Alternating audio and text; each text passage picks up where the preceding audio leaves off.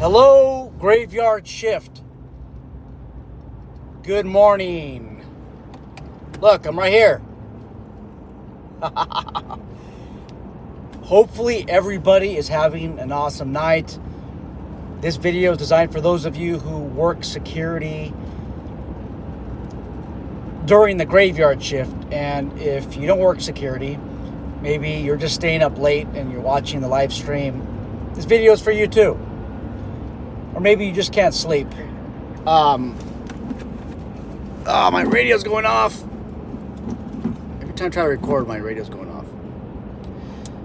off. American Trooper, hey brother. I don't know if you're working or whatnot, but hopefully you're having a great time right now.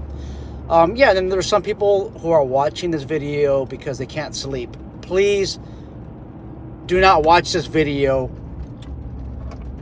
because you can't sleep. Oh, he's going to bed soon. You know, the blue light or the white light, blue light, it's going to mess up your sleep. So don't even look at the screen.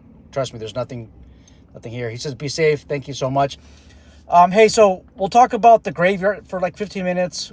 We'll talk about the graveyard shift, the good, the bad, and the ugly. Between law enforcement and security, like probably more than or close to half of my career has been spent working in the dark. I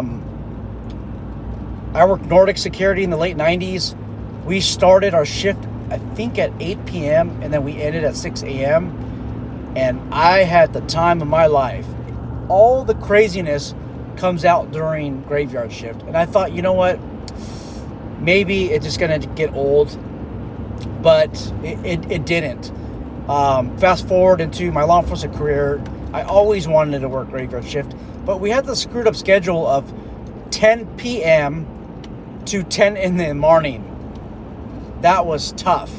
I can't see on camera what my schedule is, but it's not 10 p.m. to 10 in the morning anymore. It was so hard to stay awake. And believe it or not, sometimes you had court that started at 1 p.m. Sometimes it was during your shift in the morning, but I just had the hardest time staying awake sometimes. Now, there's a lot of benefits, though, with the graveyard shift. I think one of the greatest benefits is there's no administrators. It's nice and quiet. You don't have to talk to people. And a lot of times the people you talk to are troublemakers out there. So you don't have to put on your smiley face. So that's one of the benefits of working at night. Temperature. So I work in the desert. It gets way too hot. Sometimes not very bearable in the daytime when it reaches sometimes 121 degrees, 122 degrees out here in the desert. We like graveyards, the night shift. Okay. I do think it's kind of neat. You get to hone your skills of using your flashlight, using your tactical approaches in your security patrol vehicle. I think it's awesome. Benefits. Some people, not everybody, but some like to work private security because they go to college. And they plan on doing their homework during the shift. Now, look, we're all adults here. Obviously, you're not supposed to be doing homework during your shift. You're supposed to be observing and reporting, looking for illegal activity. But let's just face it. I mean, there's a lot of downtime, and I think that's time when a lot of people work on their homework in college.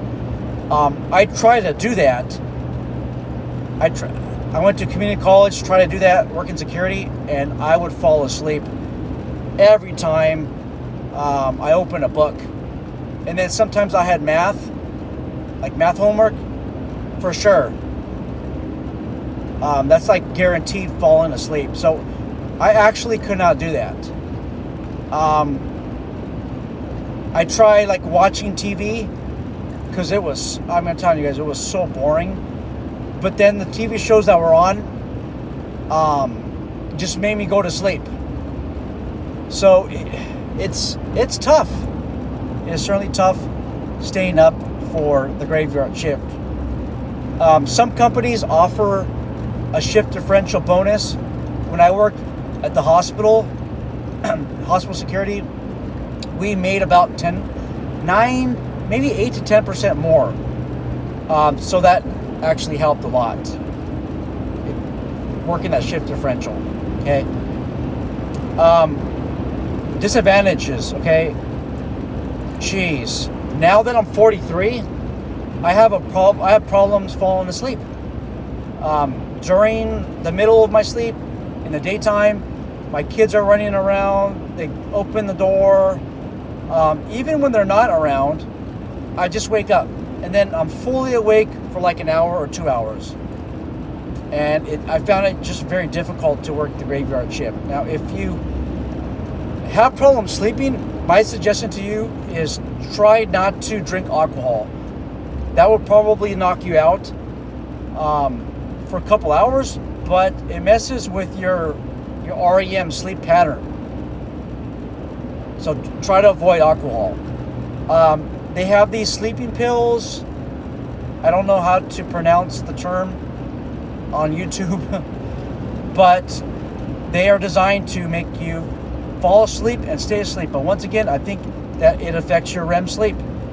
And then when you wake up, it doesn't feel like you went to sleep. You could sleep for like 5 hours more, even if you got 9 hours of sleep or 8 hours of sleep.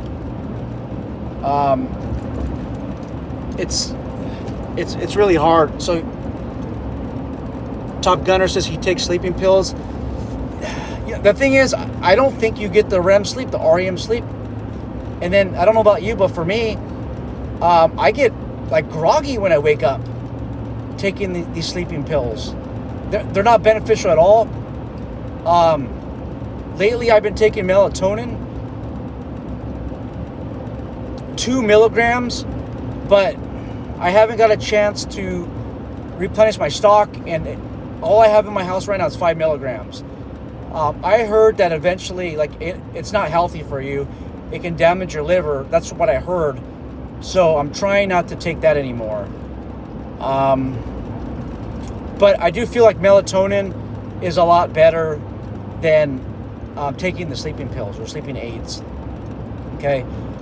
The ultimate sleeping aid, believe it or not, for me, if I exercise, which I've lacked lately this last 2 months, but if you exercise, that actually helps too. It helps. You stretch, it helps, because sometimes you wake up like everything just feels like stiff. Stretching helps before you go to sleep. And then I think you're supposed to have in your bedroom, like, I think it's like 68 degrees or 70 degrees temperature. It's not supposed to go too hot because you'll wake up. Because I think when you sleep, you tend to generate heat. Okay, these are just some tips I have for you guys. Oh, also blinds. If you're broke, get some cardboard, aluminum foil, whatever it takes, man, and board up that window in your room. Make sure it's pitch black, because that helps a lot. That helps a lot. If you guys have any other tips, then for sure let us know. Okay. Otherwise, graveyard shift, you can have a blast. Most of the people you contact, probably troublemakers, but just don't think of the whole world in negative terms just because of the people you deal with during the graveyard shift. Okay. It also can get a lot more dangerous during the graveyard shift. I often study every year the law enforcement officer killed in the line of duty studies that the FBI conducts. They're usually late on their reports, but what we do learn is that the time that law enforcement officers usually get shot, killed, or assaulted, I think it was like 7 p.m. or 8 p.m. all the way to 2 in the morning. It could be 5 p.m. or 5:30, all the way up to 2 in the morning, maybe 1:45. But once again, those are the night hours. There are no good studies on private security officers who have been killed in line of duty. That's because the reporting information would be inaccurate because it's news articles. With police departments, if something happens, they have to make a full report to the FBI. So that's why the information lost is a lot more accurate. However, we know that the jobs are very similar, security and law enforcement, and the dangers, I want to say that they're almost the same. Okay, the dangers are almost the same. I think the main difference is in security, you can back out of situations, right? Because you could just simply call the police. Whereas police, you're not really supposed to withdraw from a situation. I mean, you can, but you're putting the public at risk. I'm not saying I'm not saying that it's not okay to never withdraw from a situation if you're a law enforcement officer. I'm just saying that law enforcement tend to move forward on things, and that's what gets them seriously hurt. But the jobs are very similar, you guys. So whatever time are the dangerous hours for law enforcement are probably the same times that are dangerous for private security. Make sure you guys are wearing your vest out there. Make sure your vest is not some Chinese body armor. It's a proper vest. It's something that will protect you. It's something that fits. Gaining some weight, I have realized that my soft body armor may not fit me the right way it should, because with that extra fat in your gut, it actually expands the side straps, and then you leave open a gap. I have some body armor that I had like more than 15 years ago because of the weight that I gained. There's like a 2-inch gap, maybe 2.5-inch gap. All right, guys. So I'm about out of here. Let me just go through the comments. So American Top Gunner takes magnesium glycinate. I don't even know what that is. But, maybe I'll look into that. Magnesium glycinate, and then sleep tea. Oh, yeah, that's right. Tea helps. And guys, lay out the caffeine. Like maybe, 3 or 4 hours before you go to sleep. Lay off of it, because it absolutely does not help. Caffeine does not help. I used to drink so much caffeine that I could literally drink caffeine and then go to sleep. That's not healthy. So what I did is, when I had my eye surgery, I knew that I was not going to be able to have caffeine the day of my surgery.